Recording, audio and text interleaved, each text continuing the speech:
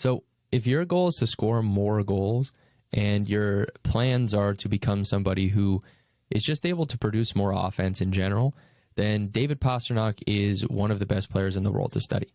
And what I did this week is looked at 5 different games from him and really just broke down what I noticed about his game. And the key things that I noticed were 8 core things. We're going to break them down in this video, so make sure to follow along.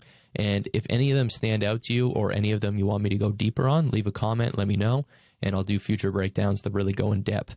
But this is really going to be a study on a shooter-sniper archetype. But the key here is to realize that you can always expand the archetype you have. So if right now you are not somebody who's a shooter or a scorer, and you're not somebody expected to produce that much offense, the key is to study this stuff because there may be a time when it becomes important. You may not be expected to score now, but there may be a time in the future where suddenly your coach says, hey, I need you to take over. One of our guys isn't playing well. One of our guys is hurt. I need you to be more offensive. If you've prepared yourself to step into that role and be that archetype, then you can handle it. But you never know when that call is going to come, so you need to be prepared for it now. Now, with this study, the biggest thing that I wanted to look at is what are the key plays that he makes that are actually, they're repeatable and they're things that other people can execute consistently. I'm not trying to just look at highlights and just be clickbaity and just, look at all that stuff. Sometimes I will be. Sometimes I talk about the fun goals. But I also want to talk about the things that just allow you to produce consistently. And so a lot of players get something I call highlight brain. And what I mean by that is all they do is look at highlights. They just look at the plays that are fancy and they get this very altered, false perception of what hockey games are like. If all you do is study highlights and you just watch the reels and the TikToks and all you see are these really fancy plays and just strictly goals and assists, you forget that most of the game is played away from that. Most of the stuff is the inputs that lead to those outputs. But we get very caught up in these specific outcomes or outputs and think that that's the way the game is played. So if you want to be somebody who is more consistently getting offense and building trust with your coach and getting more opportunities and producing more with those opportunities, you have to study what do players do in general. What are the key habits that they've built that allow them to be consistently generating offense? And with David Pastrnak, there's a few core things that I notice with him. So the first core thing I notice is that he does something very unique with his one-timer. So most people, when they think of a one-timer, they usually try to hit off of the heel of their blade or the midpoint. But with Pastrnak, you can see he even tapes his stick a certain way. And you can see in this video that he tapes it a certain way. And because of that, you can tell that he shoots off of that spot. And he explains why he does that here. And it's very interesting because you realize that when you shoot off the toe, just like a wrist shot and a snapshot, like Ovechkin is very good at this, Ovechkin actually does this with his one-timers.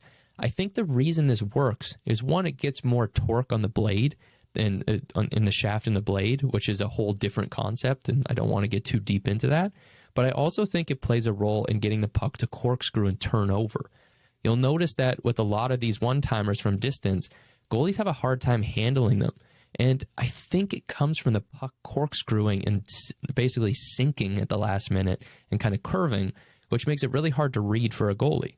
So that's something I think you should play around with if you're somebody who wants to start scoring more, is when you're taking one-timers or even just like slap shots, even wrist shots, is playing with how you release from the toe and seeing maybe if you're able to create more of that corkscrew effect and if it throws goalies off. Because you can see Ovechkin is able to take wrist shots and get goalies to make mistakes and miss it.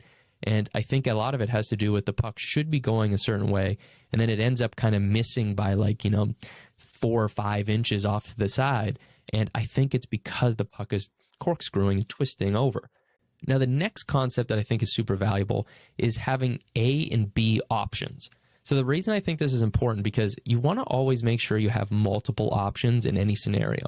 So when he's catching the puck on power plays or in that kind of power play office like Ovechkin likes to sit in, you'll notice with Pastrnak that he has 2 core options. He'll one-time it, or he'll catch it, push it into the middle, and then shoot with a soft ankle release.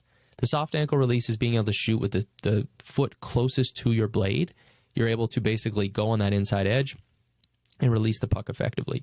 If you can get really good at this, you'll be able to score a lot more, because if a player starts to read that you're looking for one-timers, you can sell the A option fake it, push to the middle, and then use that B option. You can also catch the puck moving into it instead of always relying on moving away from it like a normal one-timer on the power play, right? So you can use this in the power play situations, but also just any time when you could one time, but also being able to catch, push in, and release, super, super effective. So I would play around with that in practices, start to download that into your mental software. So it's something you start to use, because if you have ABs, you can always pick one of them, get the player to commit to one, and then you do the other.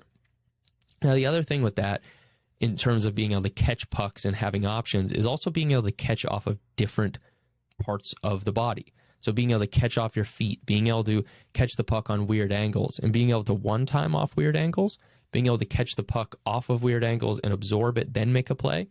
If you want to be effective, you have to learn how to master that. It's so important to be able to do that, and you'll notice that Pastrnak does that very consistently. He can catch from anywhere. He's dangerous from anywhere. The next thing is shooting at unexpected times. So you'll see with him, he's very good at kind of waiting for times when there's a screen about to open up, and he'll just kind of shoot it as the screen is moving through. And it's not like a normal time to shoot, but it catches people off guard. So you'll see he does a soft ankle release here, and it's very dangerous because he catches the goalie when he's not ready and he can't see the release point. He also catches goalies with the ability to just kind of hide the shot by moving and drifting and not really committing hard with any part of his body and just kind of whipping the puck at the net. Very dangerous because the goalie doesn't have time to read the normal cues, because usually goalies pay attention to the cues of the release, and you're not showing any of those cues, which throws them off, and they don't have that instinctual reaction. So you're really playing with their instincts and really messing them up. Now, the next one is finding cross-seam plays. So he's very good at catching cross-seam plays and creating one-timers off of it, but he's also very good at being able to find seam plays. So if the puck is moving towards him and everybody is shifted towards him, he's very good at reading and understanding to push the puck back against that momentum. So you can see him on plays like this, setting players up by not forcing the puck on net and not just trying to jam it through a whole bunch of traffic, but just pushing it back. The second people commit to you, you push it back. That is a great way, and always think, move the puck perpendicular to the flow, and you will catch people off guard and find openings. That's super, super powerful. Now, the next thing is being able to shoot for tips. So instead of thinking you have to shoot every time you catch the puck, always think about how you can shoot for tips. So instead of just thinking like shooting for a pass or passing, basically, instead you can actually set the puck up in places that when you put it towards someone, they can just touch it into the net. This is becoming super common in the NHL because goalies are so well positioned that if you can get them to sell them on a shot and then put the puck just off the line for someone to tip it, very, very hard for a goalie to save. And it's actually very easy to tip if you put the puck just ahead of the player so he can just touch the puck in the net. So start to add that to your arsenal as well, as knowing you can always threaten with that type of release. Then the next one, and I think this is something that is extremely important that not a lot of people pay attention to, is winning puck battles and scrambles and being able to distribute the puck effectively off of that. Most players aren't very good at this. Most players struggle with battles and are not in the positive. They're not winning more battles than they're losing. The thing with Pastrnak is he's very good at winning them, but he's also very good at finding ways to basically like scramble plays. So even if the puck is not guaranteed to be won, he's able to interfere with the other team, make them make mistakes, and he's able to create battle wins for himself eventually or his team. And then when he does get it, he instantly knows where his teammates are and puts it straight to them. He's patient if he needs to be patient, holds it for a second, or if he knows the play needs to be made, he just makes it quick and just rims the puck around. He just no-look passes it to a space, but he knows where they are before he makes it. He's not just guessing. He's confident of where players are. So you need to make sure you study your teammates in film. You also need to make sure that you study your team systems and are very clear on where players are going to be so that when you come out of a battle, you're confident where they are and what you need to do. That's going to allow you to separate yourself from other players if you can be consistent with not just being aggressive and violent. That's a part of winning some battles, but it's also about being able to know, okay, I'm going to go into this situation, I'm going to quickly win the scramble, and then the second that you pop out of it, you put the puck on someone's stick, you get open, and then you reset again. power plays are so key to have players like that. And if you want to be the one who gets more ice time and gets more power play time, win these small battles, get possession, and understand how scrambles work and be able to get out of them in a positive situation. So that's the 8, I think.